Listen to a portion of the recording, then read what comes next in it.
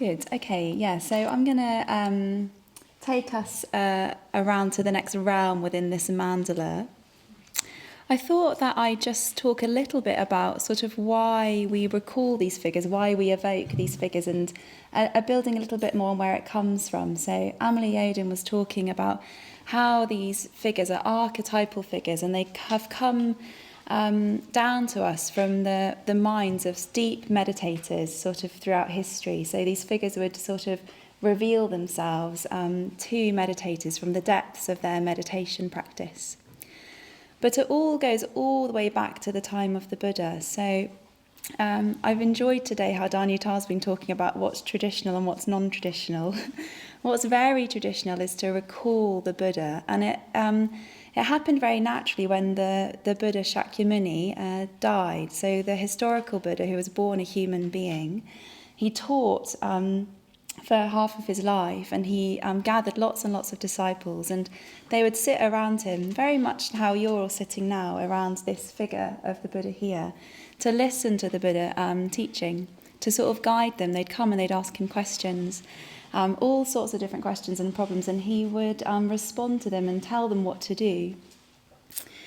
And some of them got enlightened, but some of them didn't. So when he died, it was awful probably for those people that hadn't become enlightened. If you could imagine meeting the most incredible person you've ever met in your whole life, they've discovered a way, a whole path of practice that you want to follow. You might be encountering this as you come along, something of value, something of beauty, something of meaning that you want to dedicate your whole life to, and then that person dies. It's sort of tragic, isn't it? It's awful. So what they would do, because they longed to be with the Buddha, they longed to be in the Buddha's presence, is they would just recall the image of the Buddha. They'd meditate on the Buddha. They'd call him to mind. And what they would call to mind, much like when we do the metta bhavanas, they'd call to mind the Buddha's qualities. So all the different qualities, his kindness, his wisdom, his energy, his generosity, they'd call all those qualities to mind, and they'd evoke the spirit and the presence of the Buddha in their minds, and they'd feel like they were with the Buddha. And we all do this. If you have a loved one that's died, you can get a sense of their presence, can't you, when you sort of bring them to mind. You can even have communication with people who've died.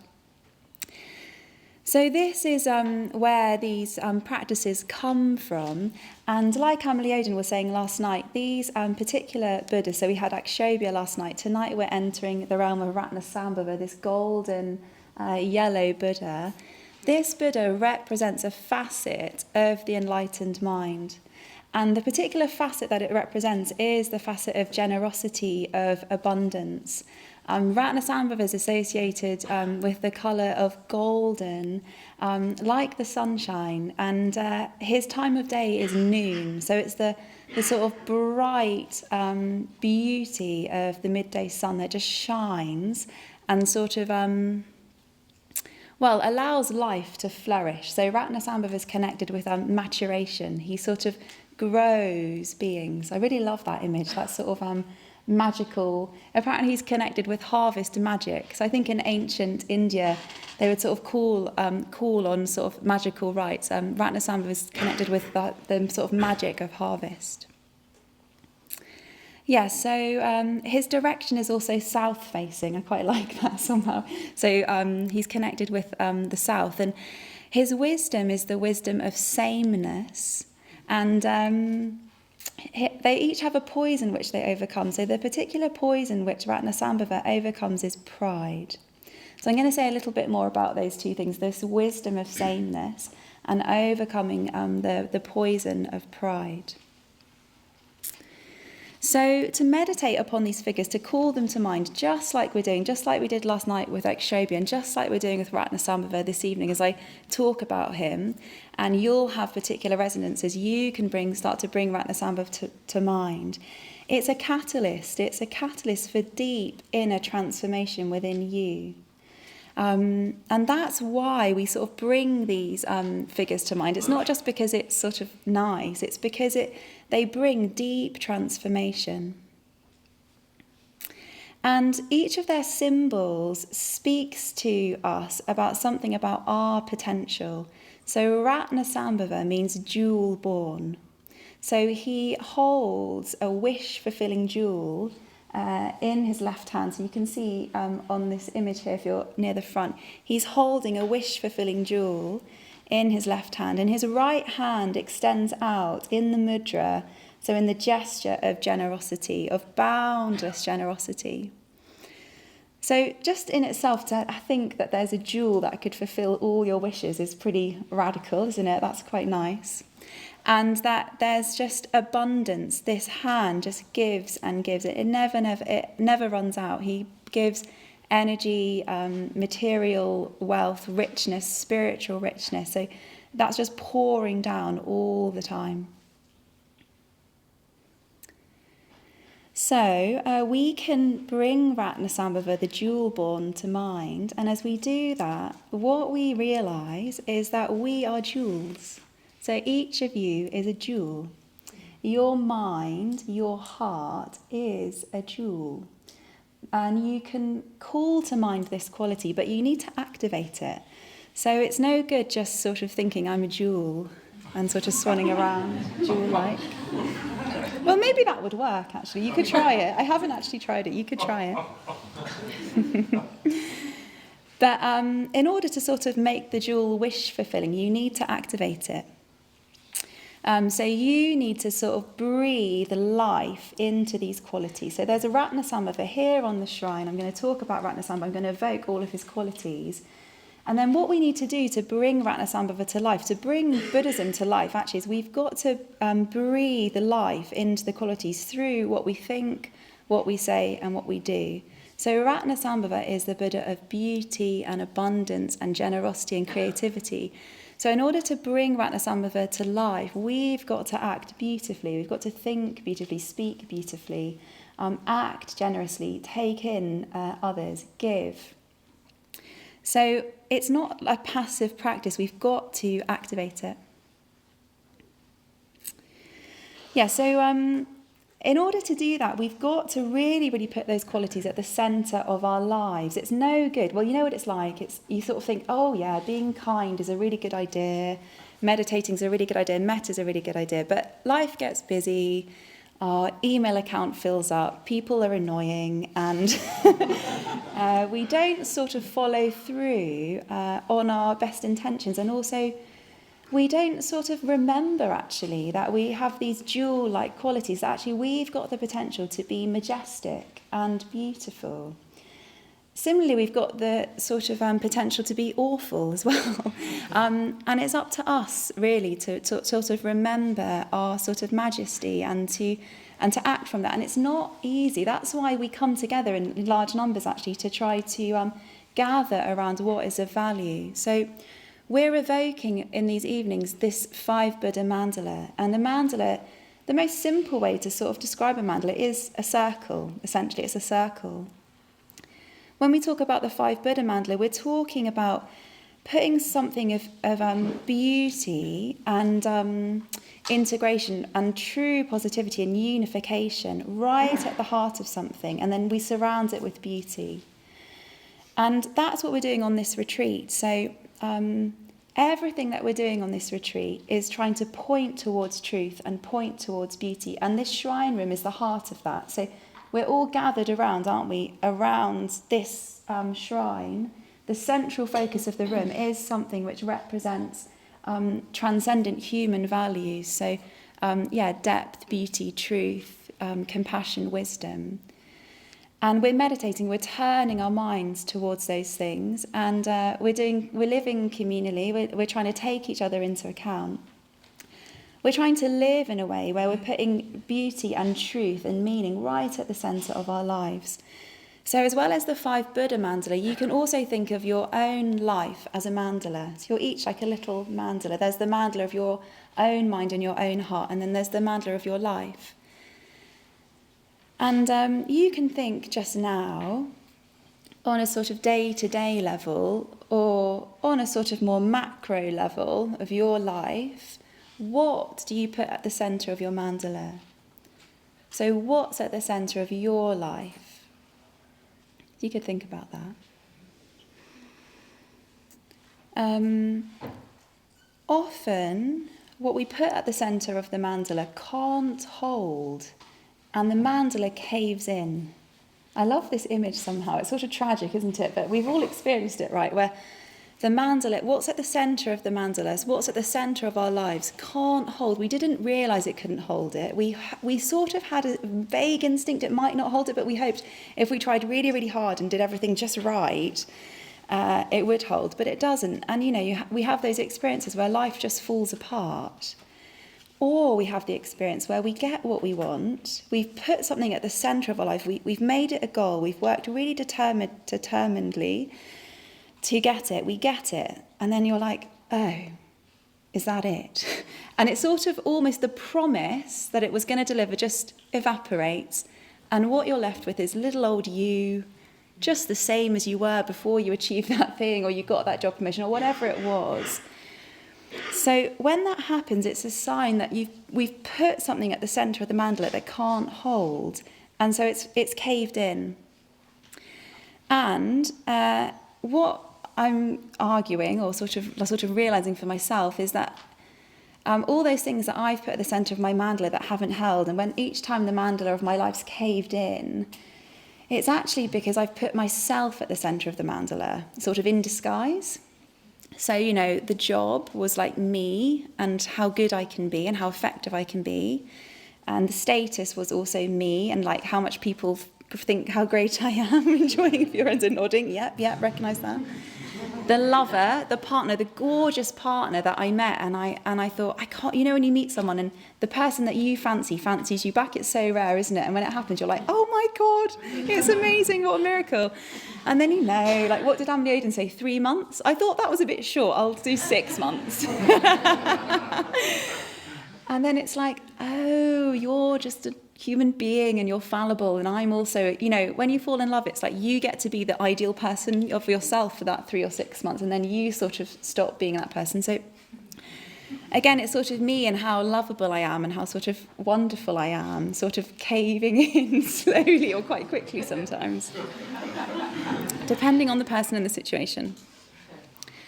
So yes, so when we have that experience of the mandala caving in, it's because we put ourselves at the centre of the mandala, sort of in disguise, a status, career, lover, whatever, beauty, sometimes it's just physical beauty at the centre. Sort of desperately buying anti-aging creams. I love anti-aging creams, but I'm still getting older each day. So, yeah. And it's quite interesting, actually, because, I've worked at the Buddhist Centre for, nearly 9 years, actually, and I moved into a Buddhist community at the same time. And I came on this retreat 11 years ago to the second 5 days. And when I came on this retreat, I've been meditating for about 2 months, and I just had this amazing experience of, wow, this is just what I've been looking for. This is what has been missing all my life. And I didn't quite realise it, and it's so simple, and I felt like I encountered such value and such meaning. And when I got back from the retreat on New Year's Day, I just thought, right, well, I will reorientate my life towards this. And, I did actually. I was quite lucky.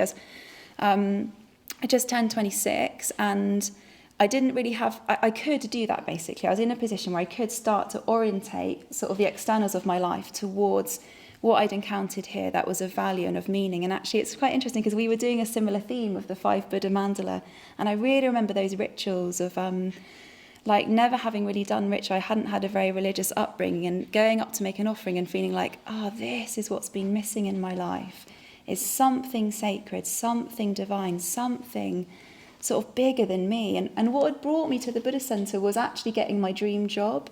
So getting a job which felt really creative, really altruistic, where I was helping people, I was using art.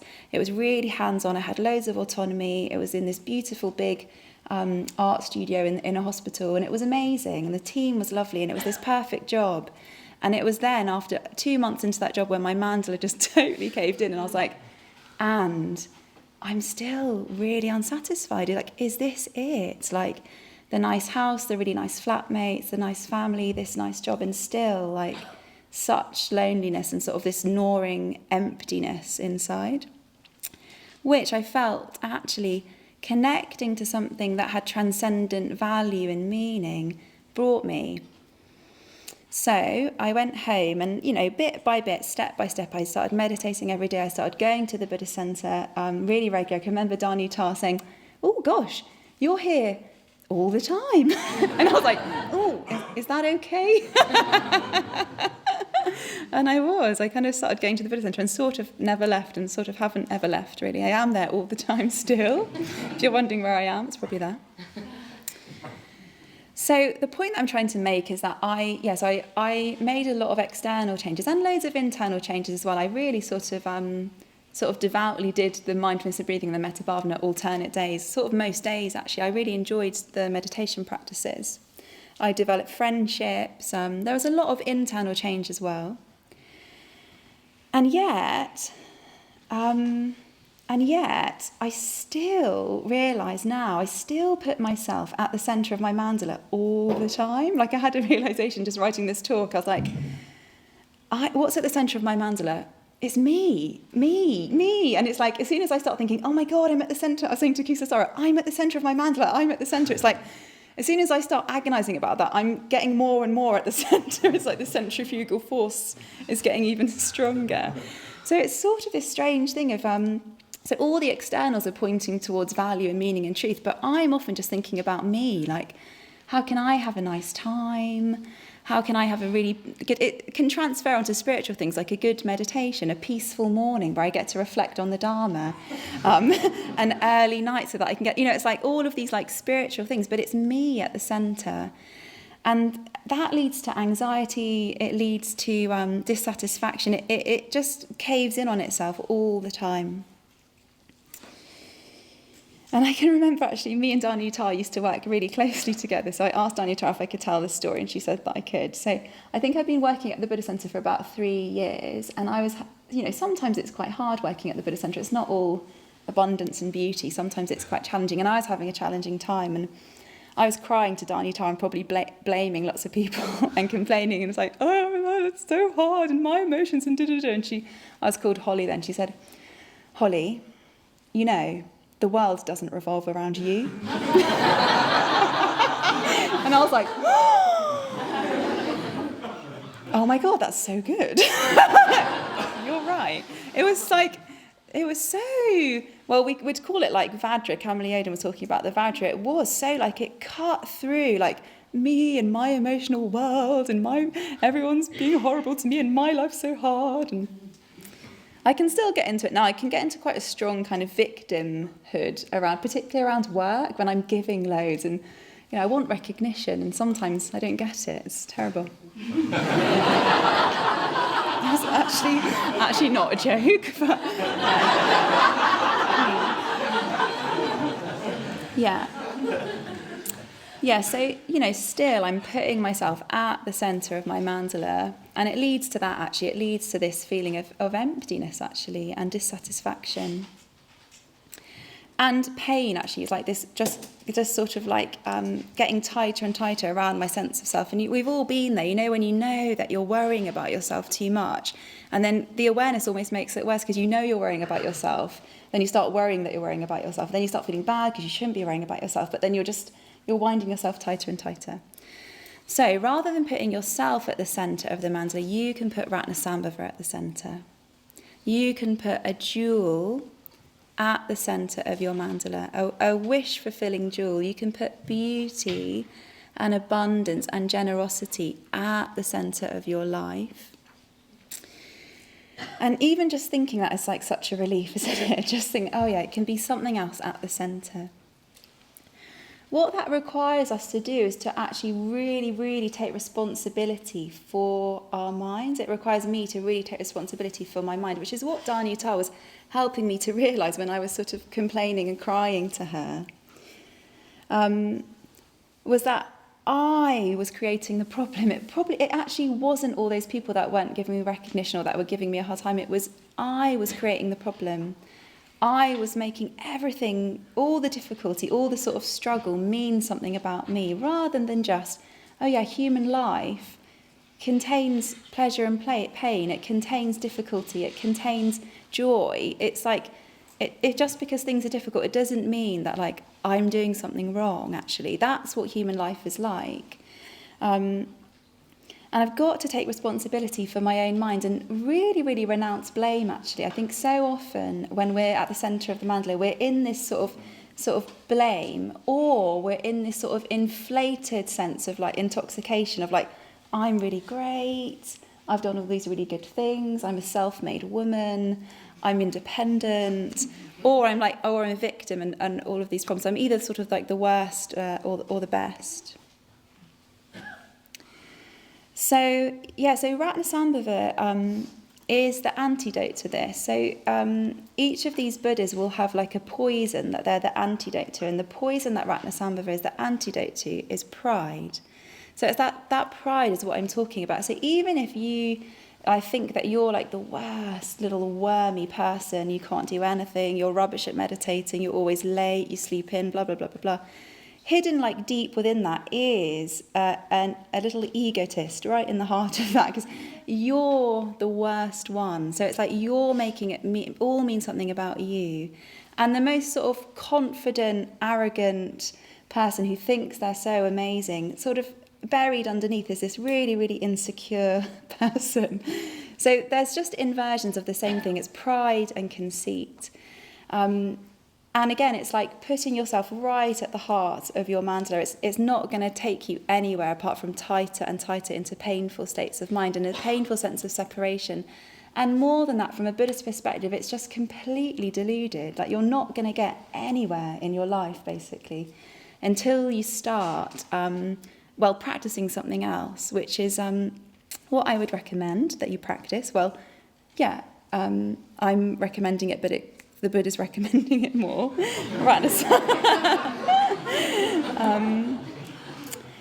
Is to start practicing appreciation. So, there's this beautiful idea of putting value and meaning and beauty and a jewel at the centre of your life, which is actually, in a way, I think poetically just thinking about that for me actually really helps me as well. But if you want to sort of chunk it down into action, the first thing to do is to start cultivating a mind of appreciation. Then, once you start cultivating a mind of appreciation, you're bringing Ratnasambhava and the jewel born into the centre of your life. So reflect on everything that you've received in your life. You could reflect on just how you've got here. You could reflect on everything that you're in receipt of right now. The clothes that you're wearing. Think of all the people that have contributed just to clothe you. We've been fed, we've been watered, we've slept. This shrine room's beautifully lit. All the pipes that have sort of been laid down to bring us water when you turn the tap on. It's like, actually every day we could be on our knees in awe and appreciation of everything we're in receipt of. And that is putting Ratnasambhava, that's putting beauty at the centre of your life. And when we cultivate a mind of appreciation, what happens naturally is it's the foundation, it's the bedrock of metta. So I really liked it this morning that Amelie Oden said that the metta bhavana is the meditation practice which makes you the best looking. I hadn't heard that before, but it kind of makes sense to me that it would. And it feels like it's connected because Ratnasambhava is the Buddha of beauty. So appreciation, reflecting on what you've received, and naturally puts you into a more positive state of mind. It's a really, really skillful thing to do with your mind, is to reflect on what you've received, to practice appreciation and gratitude. When you feel in receipt of something, you naturally feel more open, you naturally want to give. So generosity flows from appreciation. That's my experience. I personally find it sometimes sometimes I just don't want to be generous, basically, because I feel like, no, I want it all for me. And there's a lovely vision of the Buddhist vision, the Mahayana Buddhist vision is of the Bodhisattva, which is a being who just gives and gives endlessly, which responds to all the cries of all the beings, all the suffering in the world. The Bodhisattva just gives and gives and gives. And sometimes the thought of that to me is terrifying, because I think, oh no, it sounds exhausting. I don't want to keep giving. Like, what about me? So when I feel a bit like tight or tense, or like I don't want to give, I don't want to like take someone else in, I don't want to do that next thing, what do is I practice appreciation and gratitude, and from there something shifts, and then generosity naturally flows. So I think the first step to having Ratnasambhava, having generosity at the centre of your life, is appreciation. And then when you're appreciative, you feel abundant, you feel rich, you feel full up. And if you appreciate even more, then you overflow with appreciation, and you just give, it just flows. And, it's like we have to cultivate that. Sometimes, we don't want to give. It's really interesting today, that I'm giving this talk about generosity and abundance and appreciation. I've been really grumpy, and I'm just I don't want to be happy. And we come into contact, don't we, with those, when we try to cultivate something positive. Sometimes when we sit to do the metta bhavana, what we're confronted with is our hatred. When someone invites us to be grateful and appreciative, often what we can feel is our own sense of lack, or everything that we've missed out on, or how we haven't been given to. That's all part of the practice, actually, and you can still practice appreciation. Actually, I've got another story about Danuta. She's featuring heavily in this, which was when we were leaving. We used to live together. We're leaving the house, and there's these beautiful roses which grow outside our house, and they're this lovely colour of sort of pink and red, and they turn into yellow just at the end of the petals. They're really beautiful, and they grow really big. And sometimes we have to stop people from picking them because we live on a busy street and people want to pick them. We want them in our garden. So I was in a particularly bad mood again, and we were leaving the house. And we were going to teach a yoga class, and I was complaining and saying, I don't want to go, and I'm in a bad mood. And Danuta stopped, and she said, just look at this beautiful rose. And I was like, no, I will not look at the beautiful rose. And I just didn't want to look at the beautiful rose. Do you remember that? No? Yeah? Oh, yeah, did I do that, or did you? Yeah, so I picked up the thorn. I mean, I don't know how this relates to the story, but as soon as you started it, I just picked the thorn up, licked it, and put it on my nose. It probably helped shift my mood a bit, didn't it? Yeah. So I think it did work. But what I was going to say was that when we're in that state of I think what I want to say is it's about taking responsibility for our minds, because when I'm in that negative state of mind where I'm really turned in on myself, I actively don't want to appreciate. So Danuta was saying, look, there is something literally in your front garden that is beautiful. Why don't you look at it? And I was annoyed, don't try and get me out of my bad mood, even though I didn't want to be in my bad mood. So there'll be resistance, basically. And that's why we have these figures embodied, because they can help us. So when you're feeling really resistant, call on Ratnasambhava. When you feel an inner sense of lack and poverty, and when you're feeling really wormy, or when you're probably that, because when you're feeling intoxicated, you probably won't think you'll need to call on him. But when you sort of fall off your perch, call on Ratnasambhava, because he will come and he will pour spiritual riches and abundance down upon you, and he'll take you out of that sort of narrow self-concern. So you can call on Ratnasambhava. And if you don't quite fancy doing that, it's temperament, isn't it? You might not want to call on Ratnasambhava because you might not think he's real, or you might be a bit confused about if he's real or not real. And you can talk about that in your groups. I'm not going to go into that just now. You can cultivate appreciation and, write gratitude lists. Speak to people about what you're appreciative of, rather than meeting up with a friend and telling them everything that's been so annoying in your day. Call to mind what you've appreciated. Not in a kind of happy, clappy kind of way. The reason that we're doing it is because we want to practice generosity. So appreciation leads to generosity. Generosity aligns you with reality. So when you practice generosity, you step out from the sort of limited circle of yourself into another person's world, into the world. You align yourself with other beings.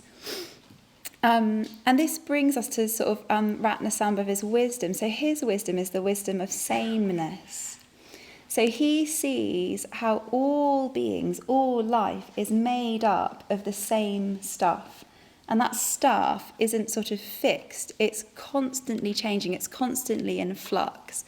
So as beings, we're constantly sort of coming into being, arising, changing, passing away. Everything is doing that.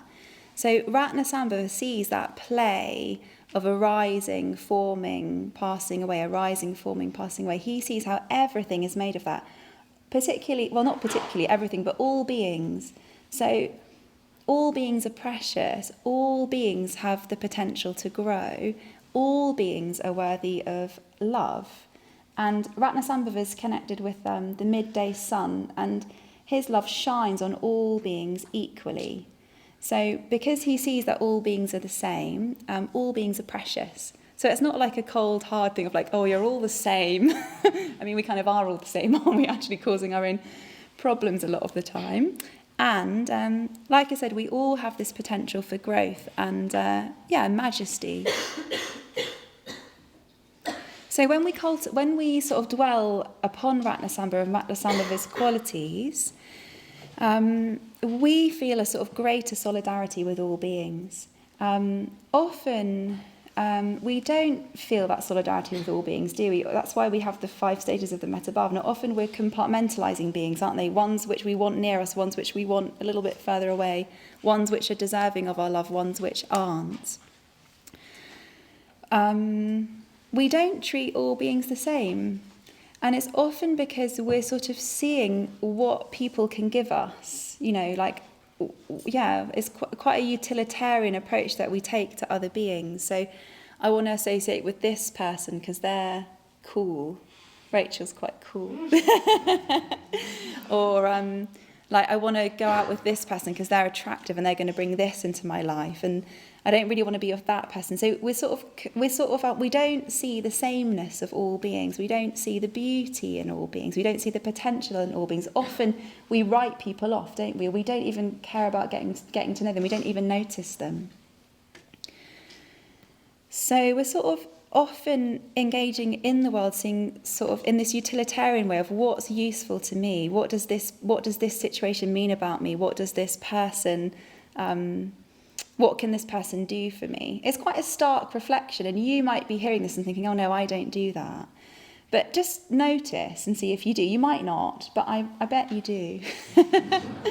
Because actually that is what we will be doing. That is the conceit, that's the sort of poison, is that we're often assessing, we're putting people either above us or below us or at the same of us. We're putting ourselves apart, we're setting ourselves apart from beings. We don't see that actually we're deeply part of life. We're co-creating life all the time. And life's much, much richer, much, much more beautiful. Like beings are much more beautiful often than we realise. And when you did the communication exercise, you might have got a sense of like, wow, another human being sitting right in front of me, a whole mystery, a whole world right in front of my eyes. And something sort of magical might have opened up. Or you might have just thought, this is really awkward. When's Dani Tar going to ring the bell? But you can sort of transcend that limited sense of yourself to something much, much more mysterious and beautiful if you step out beyond that sort of utilitarian way of engaging with other beings and with the world.